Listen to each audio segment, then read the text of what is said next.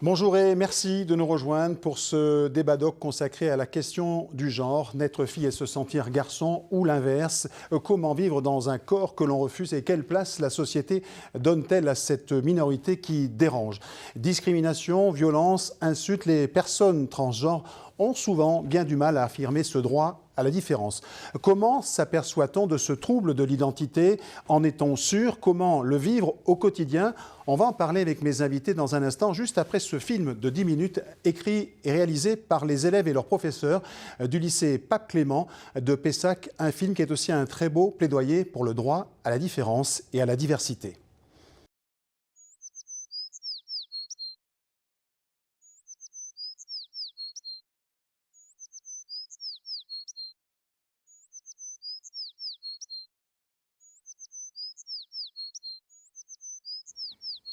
You may say I'm a dreamer, but I'm not the only one. I hope someday you join us.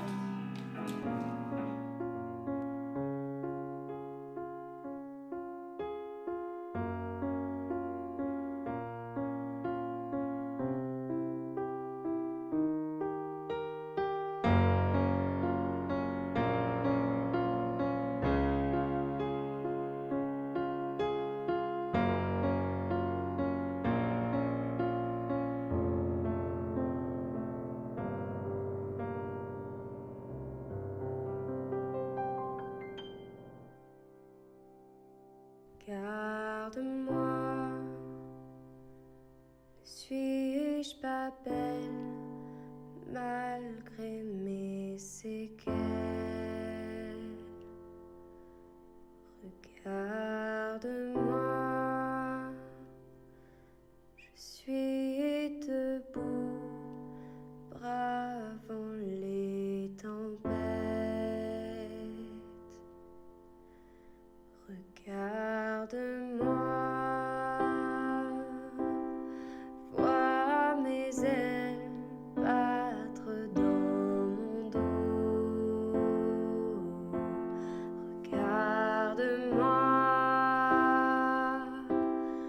malgré tout, je tombe de très haut.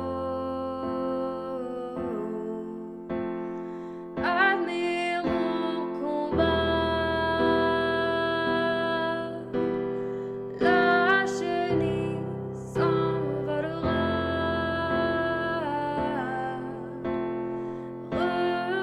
Regarde-moi et on s'aimera.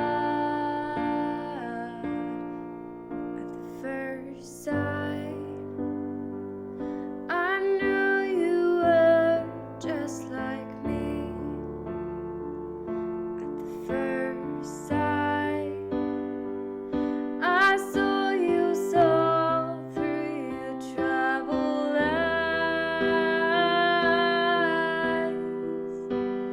Take my hand and follow me. It'll be alright.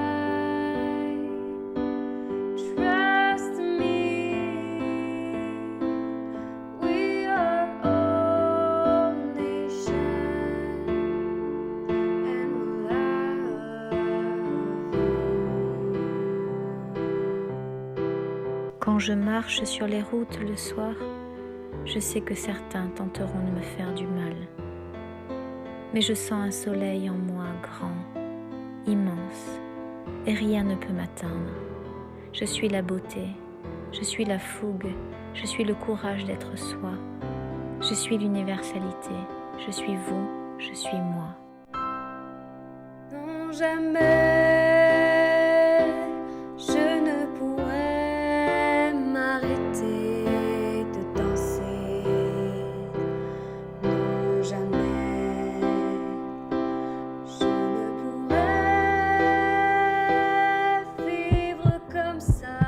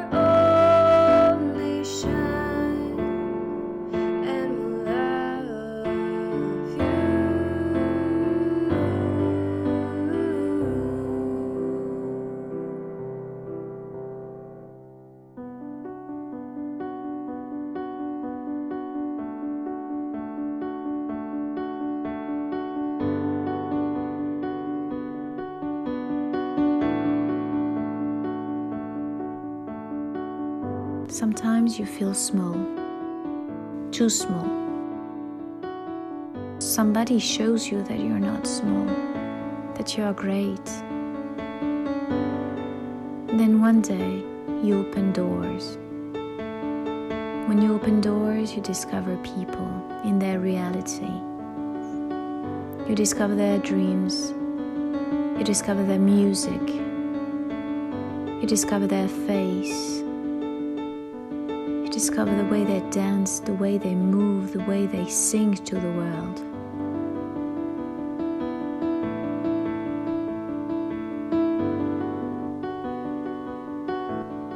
And they are strong.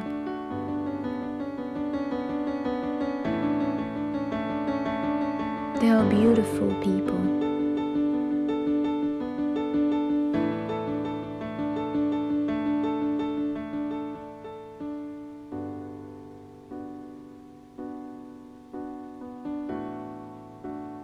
Sometimes it's hard because you think you have some dignity, and sometimes you feel that you don't have any more. But someone is going to look at you and things are going to change. Your world is going to be different. You remember how much you suffered, how difficult it was when children were making fun of you when you were a kid. And then you stand up. You remember to be proud of yourself. In silence, with that dignity of yours, with that look.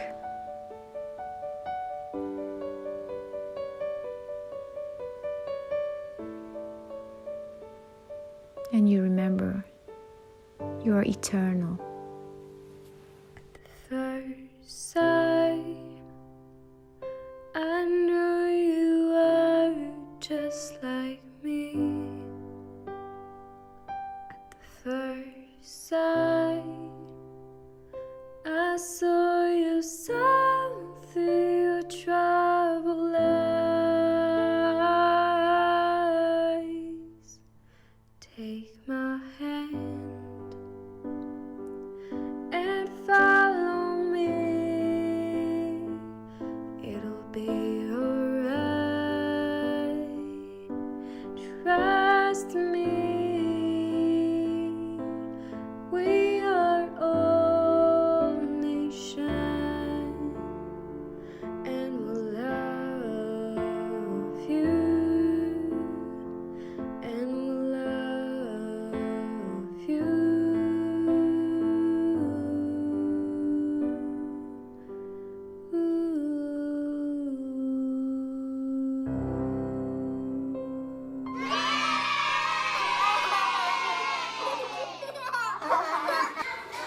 Nous sommes l'amour. Nous sommes l'amour. Nous sommes l'amour. Nous sommes l'amour.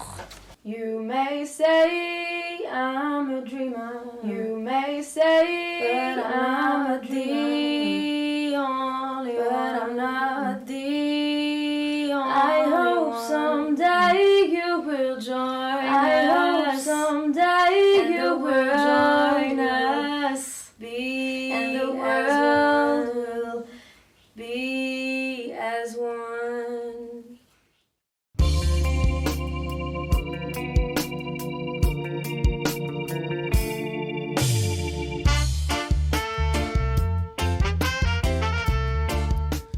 Merci de nous rejoindre après ce court-métrage qui nous interpelle sur une problématique encore taboue. Un film écrit et réalisé par l'ensemble des élèves d'une classe de terminale du lycée de Pessac, lycée Pape Clément, dont 2 de ces élèves sont ici sur ce plateau. J'ai le plaisir d'accueillir Victoire.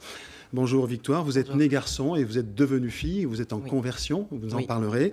Également sur ce plateau, Angelo, vous êtes ce que l'on appelle un non-binaire. Vous nous expliquerez ce qu'est un non-binaire. Vincent Bureau, vous êtes psychopraticien, donc vous êtes intervenu sur ce projet, ou en tous les cas vous l'avez repris pour en faire un outil pédagogique, sans doute, oui. Vous nous expliquerez. Et enfin, Céline Madsen-Boyer, vous êtes la professeure d'anglais qui avait au fond encadré ses élèves pour faire ce documentaire, ce court-métrage. Alors pourquoi au fond avoir choisi cette thématique? Il faut préciser que ce court-métrage s'appelle Unique et universel. Oui. Alors c'est vrai que ça fait 2 années que je suis cette classe et que j'ai remarqué chez ces élèves des êtres exceptionnels. Et beaucoup se sont livrés lors de l'écriture d'un livre qui s'appelle « Des oiseaux dans la cage thoracique ». Ils ont livré des portraits dans lesquels ils parlaient du harcèlement, certains des humiliations qu'ils avaient pu subir. Et comme on est tous un petit peu artistes, puisque je suis professeure d'anglais, mais aussi danseuse, et voilà, j'écris de la poésie. Donc j'avais envie de faire quelque chose de poétique avec eux, qui serait un objet, à la fois un objet intimiste, qui serait le nôtre à nous tous, comme un souvenir pour toujours, et en même temps un outil pour essayer de changer les mentalités, parce que la société avance, mais pas toujours à la bonne vitesse.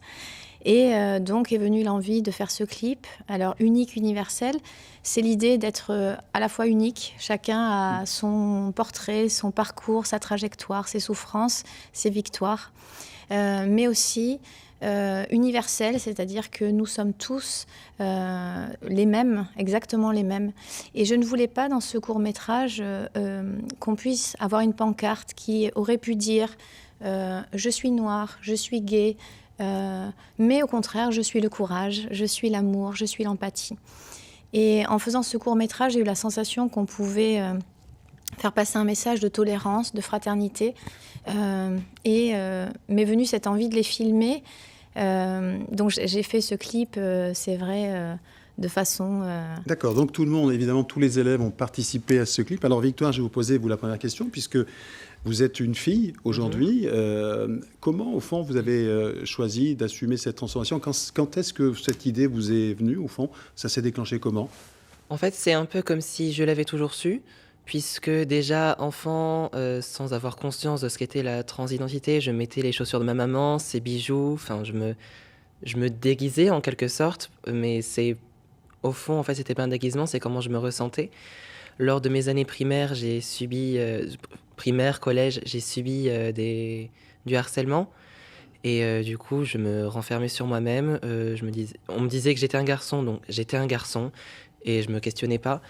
Et c'est seulement en arrivant au lycée que je me suis rendu compte qu'en fait, en ayant rencontré du coup Madame Madsen-Boyer, en ayant rencontré les élèves de la classe avec laquelle on a fait le clip, qui m'ont beaucoup aidé aussi et qui sont très importants pour moi, en les rencontrant, je me suis rendu compte vraiment de qui j'étais. Au fond, je me sentais femme et c'est qui je voulais être. Et c'est comme ça qu'en fait, tout a commencé. C'est une forme de délivrance, au fond, d'accepter et de voir que les autres vous regardent aussi différemment et qui participent sans doute à ce court-métrage. Angelo, c'est la même chose pour vous? Oui, c'est un peu la même chose. J'ai toujours su... en moi que voilà, j'étais un petit peu différent, etc. Et j'avais pas d'autre choix que de l'assumer et que d'être moi-même. Ouais. Alors, Vincent Bureau, vous êtes psychopraticien. Donc là, au fond, la cour du lycée, c'est aussi le reflet de la société. C'est un lieu, au fond, peut-être à la fois intéressant et sans doute très pédagogique pour aborder ce genre de questions. Oui, complètement. C'est le premier lieu, en tout cas en France, dans l'éducation, un lieu de sociabilisation, mais aussi un lieu de violence. Et du coup, on est très en retard, mais ça progresse en France par rapport à d'autres pays comme le Canada, par exemple, sur ce travail sur les phénomènes discriminatoires, qui commence pratiquement dès la maternelle et qui va aussi nous concerner sur la question du genre. Très rapidement, on va genrer les enfants en petites filles, petits garçons, reliés à leur sexe, qu'on appelle des personnes cisgenres, et que du coup, on ne laisse pas de place à ce qu'il soit quelque chose de possible d'autre pour les autres personnes, pour les personnes trans, ou avec ce qu'on appelle une dysphorie de genre, c'est-à-dire que l'on n'est pas raccord avec son sexe biologique et son expression du genre. Donc oui, c'est bien à l'école que ça commence. Alors je m'adresse peut-être à Victoire, c'est une souffrance quand justement on n'est pas en intimité avec le sexe qu'on porte et puis l'aspiration.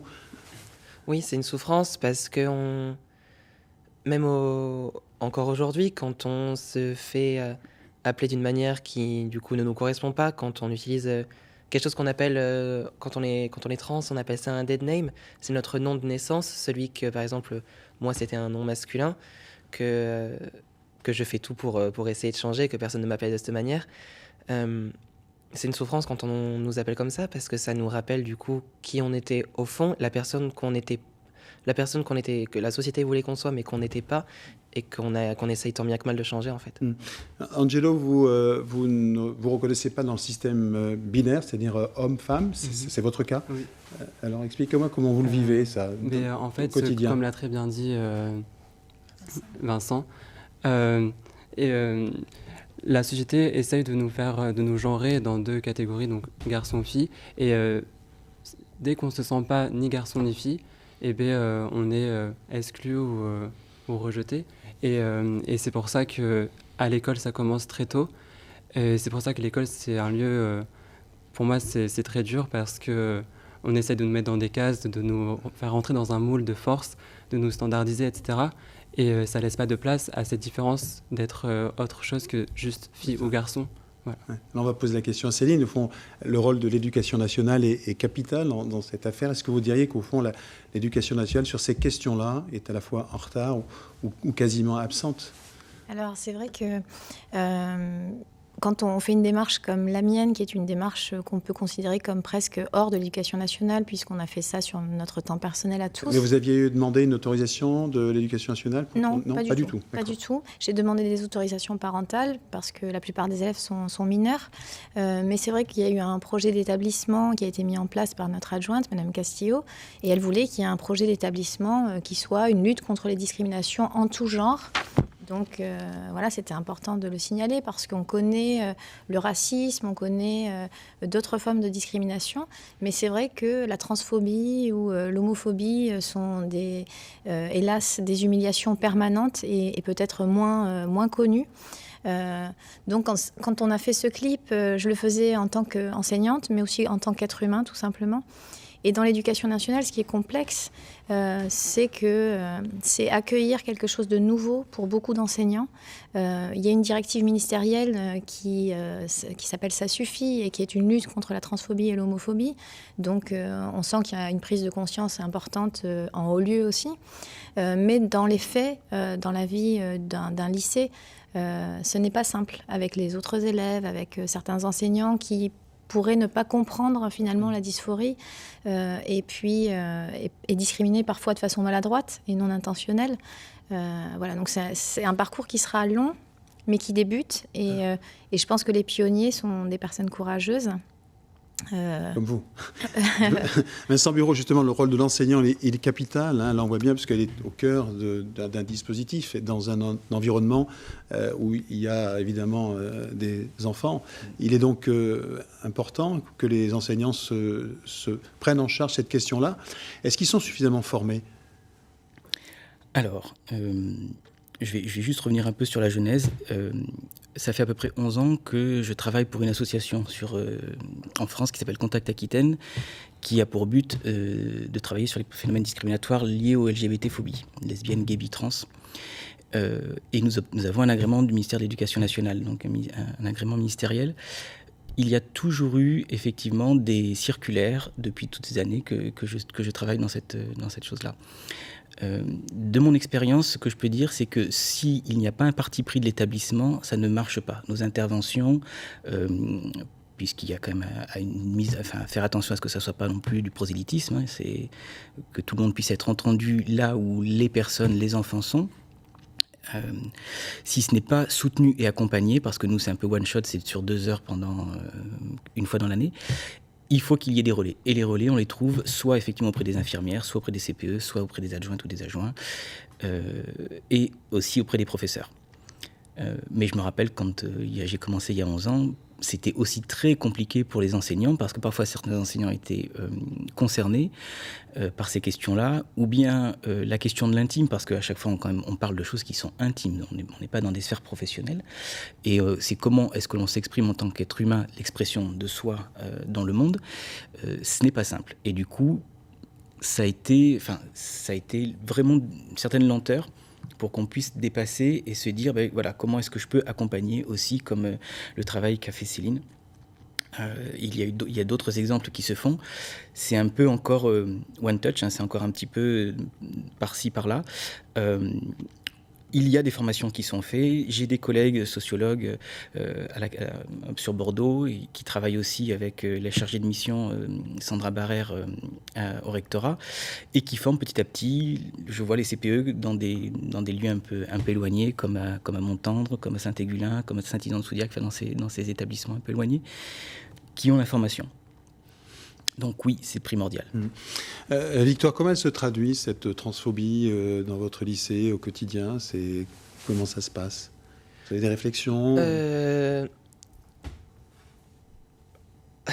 Actuellement, en fait, je vis au quotidien en tant que... dans une esthétique masculine, en fait. C'est-à-dire que je peux pas encore me permettre d'aller au lycée en tant que Victoire, en tant que qui je suis réellement. Pour des raisons de sécurité aussi, et notamment parce que quand je suis rentrée en seconde au lycée, tout le monde me connaissait en tant que garçon. Et du coup, c'était pour des raisons de sécurité et de confort, entre guillemets. J'ai préféré ne pas faire ça. Mais après, oui, ça se... C'est-à-dire que aujourd'hui, vous ne l'assumez pas complètement dans le cadre de vos études au lycée, c'est ça? Vous dites... Alors, je l'assume complètement. Vous l'assumez, vous ne le revendiquez pas, ça ne se manifeste pas, vous voulez dire? Oui. Après, j'ai parfois dans certaines de mes tenues ou quoi, j'ai des éléments qui sont catégorisés comme féminins, mais c'est pas que je ne l'assume pas, c'est que je ne le montre pas tant que ça. En revanche, lorsque je ferai mon entrée à l'université... Vous ne voulez pas vous exposer à des insultes ou des violences qui seraient malvenues. C'est ça. Mais vous sentez que les choses évoluent. On va parler, au fond, de l'évolution des mentalités avec vous. Mais quand je disais ça se traduit par des railleries, des violences, des insultes, c'est ça? Oui, on m'a déjà lancé des cailloux, on m'a déjà insulté, on a refusé ne serait-ce qu'en cours de sport, c'est minime, mais on a refusé de faire du sport avec moi, tout simplement parce que je ne fais pas sport avec ça. Et la question des vestiaires, excuse-moi de... Oui, et les vestiaires, je ne vais plus dans les vestiaires, je vais tout simplement en cours de sport, en vêtements de sport, déjà dès chez moi. C'est ça. D'accord. Donc c'est presque un soulagement quand vous quittez le lycée, alors? J'irai pas jusque-là parce que je suis bien entouré quand même en général par mes camarades que je vois le plus souvent. Je suis bien entouré. Après, en sport, on est mélangé avec d'autres classes, donc c'est ça qui change. Mais avec les camarades avec qui je suis en général, j'ai aucun souci. Donc c'est pas... En soi, j'ai pas peur au quotidien. Ce n'est pas une peur que j'ai parce que j'ai pas envie d'avoir peur, tout simplement. Mais oui, c'est pas une peur, j'irais pas jusqu'à dire que c'est une peur, mais il y a une petite crainte de ce qui peut se passer à la fin pendant la journée, quoi. Alors, Angelo, c'est la même chose pour vous? Moi, c'est plus de l'ordre institutionnel parce qu'il n'y a pas encore de cases neutres ou non binaires, par exemple, dans ce qu'on doit remplir dans les papiers administratifs ou quoi. Après, c'est sûr que quand même, je ne vais pas non plus au bout par exemple, de moi-même, ce que je pourrais être. Au lycée, je garde quand même une certaine formalité, une certaine réserve aussi. Pour ne pas non plus vous exposer vous-même aussi. Alors, expliquez-moi le côté neutre là. Mais par exemple, pour moi, je peux m'habiller autant avec des vêtements dits féminins qu'avec des vêtements dits masculins. Donc, je pourrais avoir des remarques par rapport à ça, etc. Donc, c'est pour ça que même si je n'ai pas peur, ce n'est pas ça qui me retient d'être moi-même. Mais au lycée, je préfère quand même garder une certaine réserve, mais ça ne m'empêche pas d'assumer qui je suis. Voilà. Et dans le clip, quand même, je trouve qu'il y a eu un courage. Il faut savoir quand même que la plupart avaient 17 ans, d'oser donner, avoir leur propre trajectoire, sans pudeur, sans retenue, sans limite. Je trouve ça extraordinaire. Et la chance qu'ils ont aussi, c'est qu'on a formé une véritable famille. La classe est devenue une famille. Oui, c'est ça. On a vu avant l'émission vos amis vous accompagner. On sent qu'il y a une grande solidarité. Voilà, il y a Noé aussi qui est un autre élève transgenre, qui a Noah qui est non-binaire. Et du coup, les trajectoires ont été communes et c'est ça qui est beau. On les a vus évoluer. Enfin, moi, je les ai rencontrés en début de première et qui ils sont aujourd'hui. Mais c'est extraordinaire pour un enseignant de voir combien ils se sont épanouis, combien ils ont eu le courage d'être eux-mêmes et de le livrer à la caméra que j'ai essayé de les traiter avec le plus de poésie et d'amour possible. Je me dis c'est un acte de courage extraordinaire pour changer le monde, les choses. C'est un acte de courage, c'est peut-être aussi un acte de délivrance aussi, peut-être pour Victoire et Angelo, hein, je suppose, parce que c'est aussi une façon de se montrer. C'est aussi, vous le disiez, l'acceptation. On voit bien que ce film, il a une vertu, c'est que on a vu vos camarades, mais peut-être que vous allez nous dire, au-delà de la classe, peut-être que ce film, aujourd'hui, qui est vu, il donne une autre perception. C'est aussi ça, le but de ce film, je suppose. Vraiment, je voulais en fait qu'on arrête de regarder les personnes différentes comme des personnes justement à humilier, mais comme des personnes belles. Et c'est vrai que le traitement esthétique de l'image, c'était une façon de les voir apparaître de façon poétique. Et la finalité aussi, c'est que eux se trouvent beaux. Certains m'ont dit, j'ai tellement honte d'être qui je suis, je préférerais disparaître plutôt que d'être qui je suis.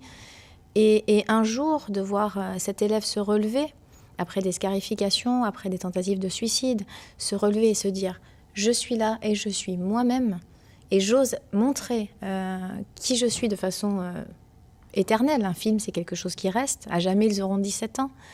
Ça, je trouve que c'est un message au monde qui est beau. C'est pas, je voulais pas montrer les discriminations dans ce qu'elles avaient de violent. Je voulais montrer comment eux étaient résilients, comment ils étaient toujours debout et comment ils incarnaient en fait. Je suis le courage, je suis la fougue, je suis la passion. Voilà ce qu'on est avant d'être transgenre ou gay ou autre. C'est pour ça qu'universel, ça parle de ça. Unique, oui, je suis unique. Je suis une personne trans, oui, je suis une personne noire, oui, je suis une personne lesbienne, mais je suis universelle parce que je suis ce courage, je suis cette humanité, je ressemble à tout le monde. Je souffre, je ris, voilà. Et ce film, je voulais qu'il ait cette poésie-là de se dire la trajectoire de personnes qui ont 17 ans et qui vont, sans même le savoir, donner une leçon au monde et entraîner tout le monde dans ce sillage qui est acceptons l'autre et ayons le courage d'être nous-mêmes. Et c'est aussi grâce à ce film que vous êtes sur ce plateau. Oui, merci pour cette possibilité aussi d'exprimer. Vincent Bureau, justement, le masculin, le féminin, on l'aborde à l'école, dans la société. Il y a des stéréotypes qui sont des marqueurs sur lesquels on a encore du mal à s'extraire. Hein. Les couleurs, le rose, le bleu, tout ça, c'est... et l'éducation nationale travaille aussi sur ces questions-là. Est-ce que vous parliez du Canada, où on est un peu plus en avance? Est-ce qu'on avance sur ces questions-là, du genre, de la question des genres? En France, oui. Alors, c'est une lutte qui est singulière parce que, d'abord parce que c'est culturel. Ça date depuis... enfin, voilà, il y a un marqueur religieux très, très prégnant, mais pas que.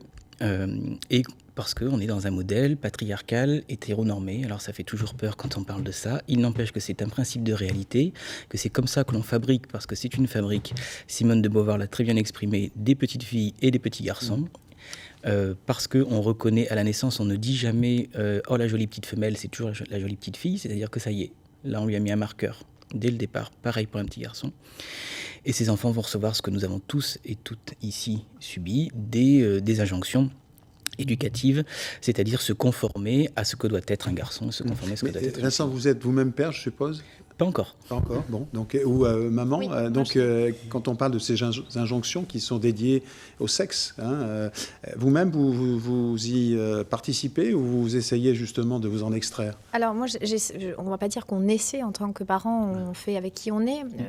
Alors, c'est vrai que je trouve beau de trouver de la sensibilité chez mon garçon et de trouver, parce que c'est généralement ce qu'on associe au féminin, ou de trouver au contraire un côté assez décidé, voilà, qu'on associe plutôt au masculin chez ma petite fille.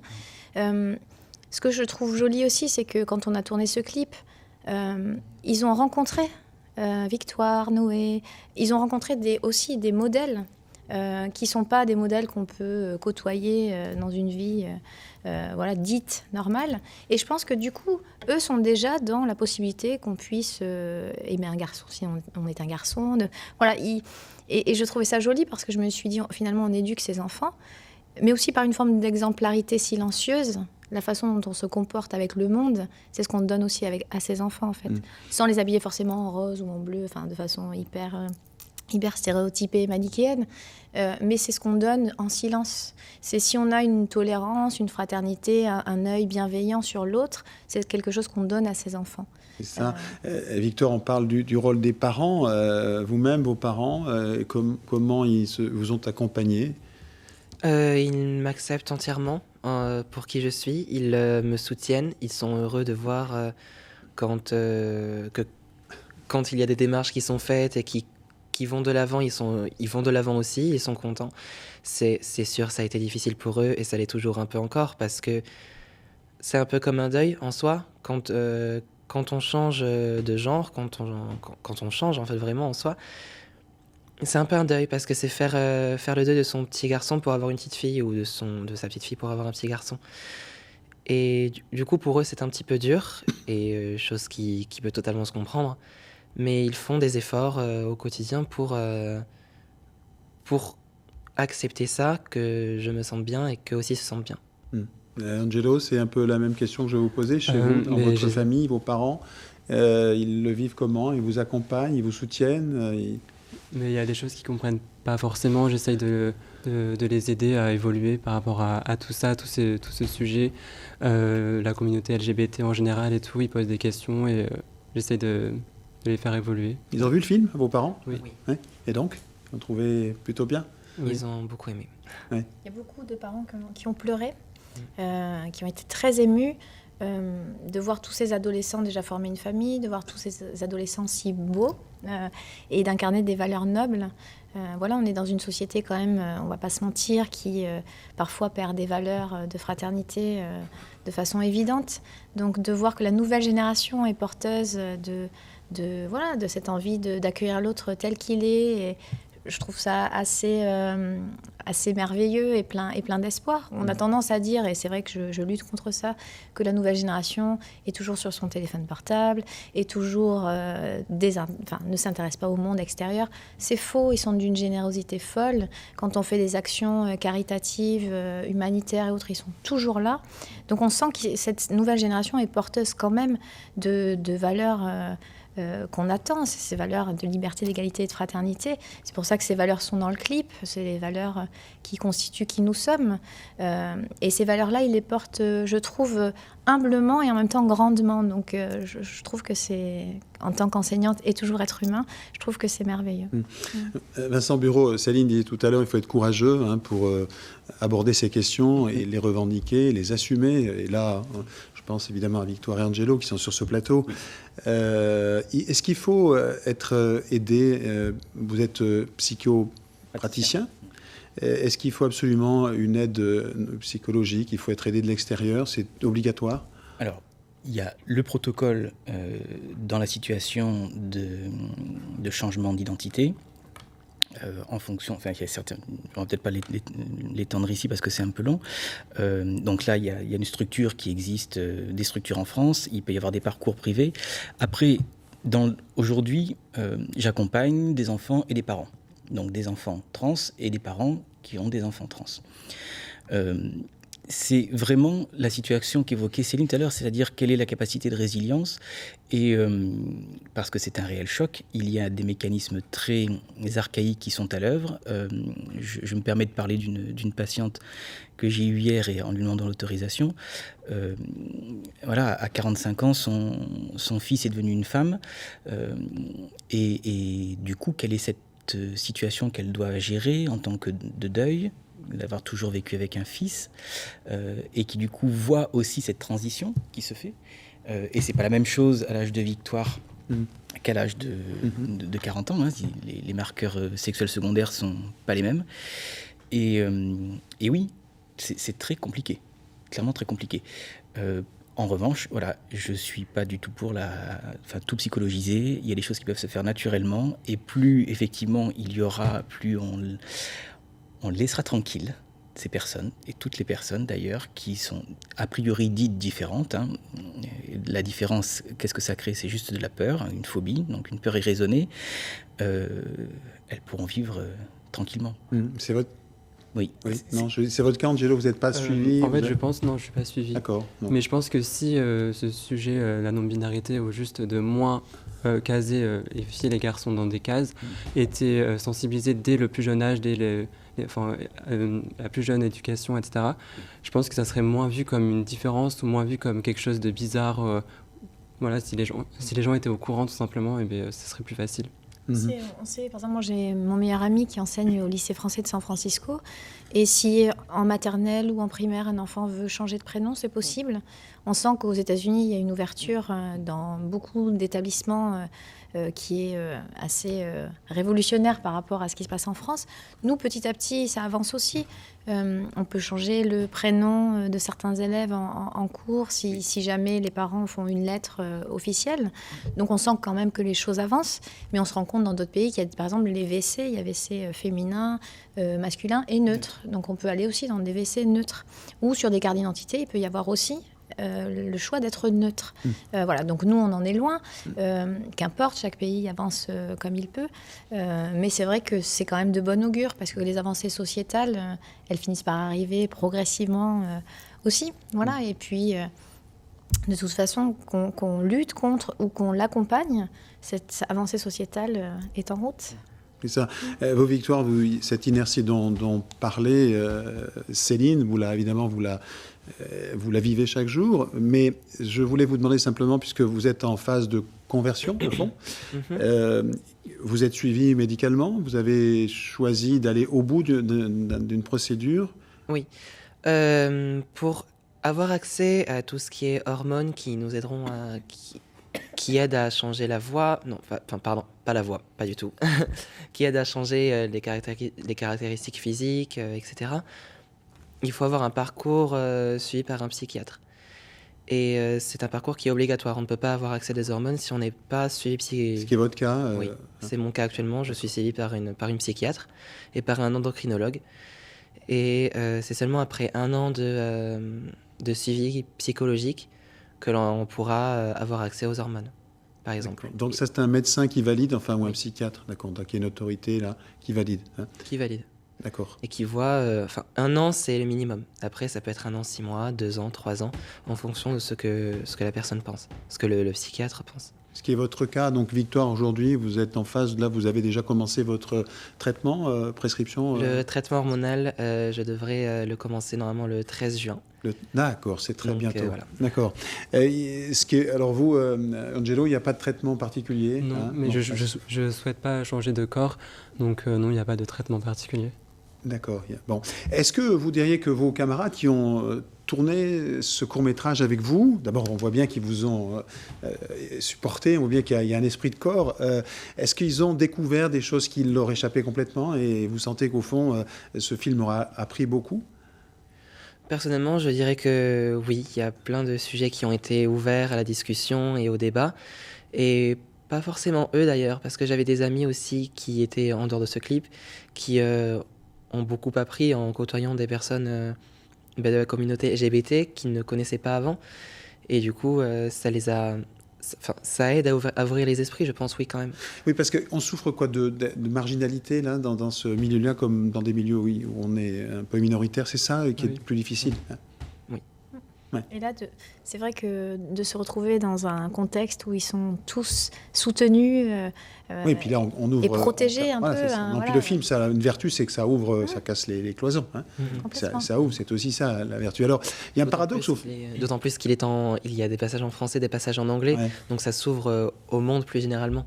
Normalement, il devrait être... On va en parler, on va voir ce que vous voulez d'ailleurs en faire. Il nous reste 10 petites minutes. Justement, je voudrais parler de ce paradoxe-là entre ce que vous nous dites de votre quotidien, c'est à la fois ces discriminations, ces violences, ces insultes que vous entendez, et au fond, le sentiment qu'on a aujourd'hui de voir que le transgenre, il y a une visibilité supérieure aujourd'hui dans les magazines, dans les séries, à la télé. Nous-mêmes, France 3, avons une série qui est bien connue le soir, où on met à l'antenne ces questions de société, notamment la question du trans. Il y a à la fois ce paradoxe, mais vous dites qu'au fond, c'est aussi par là que ça passe. Le film, la télé, les magazines. Vous voyez les choses un peu changer? On voit les choses changer. Après, je vous pose la question. Pardon. Allez-y. Oui, je pense qu'on voit des changements quand même, parce que c'est des sujets dont on ne parle pas spécialement. Enfin, c'est des sujets qui sont un peu nouveaux dans la vie de tous les jours, qui sont un peu neufs dans tout ce qui est la télévision, les magazines. C'est pas des sujets dont on parlait vraiment il y a on va prendre large 10 ans. C'est pas des sujets dont on parlait beaucoup. Et maintenant qu'on commence plus à en parler, les gens s'y intéressent plus parce que les gens veulent savoir.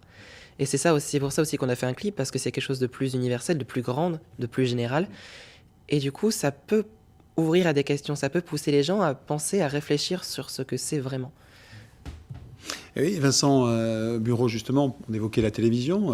Au fond, c'est un porte-voix formidable, c'est un ambassadeur. Alors, il n'y a pas que des vertus, la télévision. Mais là, en l'occurrence, ça peut l'être, puisque au fond, c'est introduit dans des séries, j'allais dire, récurrentes, ordinaires, vues par tout le monde. Tout à fait. Oui. Et ça touche tout le monde. Et ça touche tout le monde. Et je trouve que c'est un chemin qui s'est fait là depuis 5 ans, où il y a une accélération très nette sur ces questions-là. Où on le voit par exemple dans les coming out de personnes trans, où on était sur des 40, 50, 60 ans. Depuis, c'est beaucoup plus tôt. J'ai des enfants à 14 ans qui parlent d'une dysphorie, qui sont au courant beaucoup plus tôt. Et a priori, la source d'information vient de la part du support visuel. Internet aussi. Et Internet. Voilà. Il faut savoir que c'est pas vrai quand on dit dans mon temps, il y avait moins de personnes trans, dans mon temps, il y avait moins de personnes homosexuelles. C'est juste que ces personnes-là ne s'assumaient pas parce que la société les acceptait moins qu'on est accepté aujourd'hui. Donc il y en a toujours eu autant, il y a juste eu moins d'acceptation avant. Ouais. C'est une question politique, Céline, bien sûr, qui doit être portée aussi sur le plan politique, mais justement cette question de la banalisation, vous disiez qu'au fond le plus important pour eux c'est que ça devienne banal et que ça ne soit plus...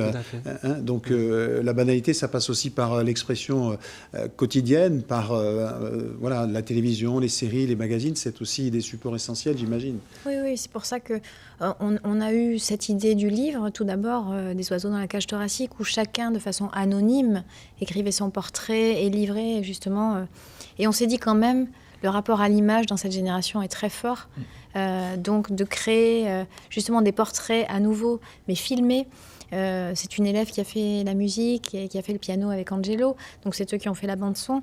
On a fait une création artistique qui a utilisé l'image, et on sent bien que l'impact est en peu de temps. On a eu beaucoup de vues, on a eu beaucoup de commentaires, on sent que c'est tentaculaire et c'est génial. Les gens trouvent ça très beau. Vous y attendiez à cet effet-là de très résonance? Honnêtement, si je suis vraiment honnête, non.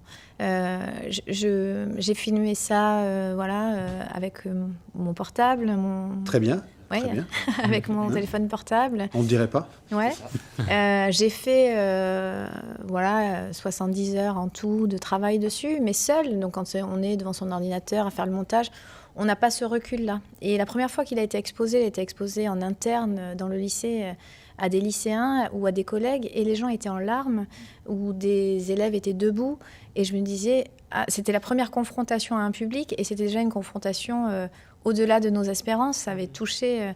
Et je pense que de passer par l'émotion, non pas ni le pathos, enfin moi, c'était pas ce vers quoi je voulais aller du tout, c'est plutôt de la belle émotion, c'est-à-dire se rendre compte finalement de la beauté de l'autre, même s'il n'est pas dans les critères qu'on connaît, ou voilà. Et de ce fait, cette première confrontation a été pour moi rassurante. Et après, c'est ce que je disais à Vincent auparavant, quand c'est juste, on a l'impression que toutes les portes s'ouvrent. Oui. Tout s'est ouvert petit à petit, le fait qu'on soit ici aujourd'hui. On m'a proposé à la mairie de Pessac d'œuvrer pour la lutte contre la discrimination, donc j'ai accepté. On va faire un spectacle le 4 juillet qui s'appelle Fra Éternité, où on va proposer justement des choses sur la fraternité. Les élèves vont danser, vont chanter, vont lire des textes, on va montrer le clip. Et voilà, ça a été c'est un clip que vous allez faire vivre au fond, et qui va devenir peut-être le meilleur ambassadeur, ou un des ambassadeurs de cette cause, mais c'est un clip que vous allez faire vivre. Vous avez déjà, vous parliez déjà sans même que je démarche en fait, c'est ça qui est extraordinaire, c'est qu'on propose, et aussi, parce que je ne les passe pas sous silence, ça parle de plein d'autres discriminations. Oui. Il y a des élèves qui sont anorexiques, il y a des élèves qui sont de petite taille. Voilà, donc il y a plein d'autres formes de discrimination. Et pouvoir se dire qu'un adolescent qui est collégien va voir que, il y a une personne qui est anorexique et qui se trouve jolie, c'est déjà aussi un signe de dépassement de la souffrance qui est possible. Et le livre, je voudrais que ce soit ça, je voudrais que ce soit un traité de tolérance, et que des collégiens pourraient feuilleter ce livre et à chaque portrait peut-être trouver une part d'eux-mêmes et se dire « Ah, il y a quand même un collégien qui a souffert, mais c'est devenu un lycéen qui s'en est sorti. » Et ça, pour moi, j'ai vu tellement d'élèves harcelés quand on a commencé à écrire le livre. Certains pleuraient de telle façon que je ne pouvais même pas savoir de quoi on allait parler parce qu'ils vidaient un traumatisme qui était encore là pourtant des années après. Et je me disais, c'est pour ça que vous parliez de est-ce qu'il faut tout rendre avec la psychanalyse ou autre. Il y a aussi de la thérapie dans l'art et dans l'écriture, il y a une thérapie, le fait qu'on fasse une thérapie de groupe, qu'on soit tous ensemble, le fait que le film soit aussi cathartique et amène... voilà. Tout ça, je pense que ça a amené à la trajectoire de chacun ce dépassement.